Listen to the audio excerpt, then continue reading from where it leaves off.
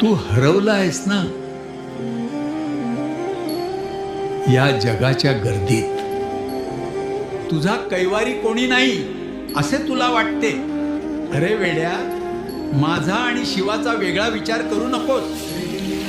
तुझ्या कपाळावरील भस्म मीच आहे आणि तुझ्या संकटांना भस्म करणारा तिसरा डोळा तोही मीच आहे. या महाशिवरात्रीला मी शब्द देतो, तुझे सर्व दुःख मी पिऊन घेईन आणि तुला सुखाचा मार्ग दाखवीन. भिऊ नको, मी तुझ्या पाठीशी आहे. शिव हर शंकर, नमामि शंकर, शिव शंकर शंभो.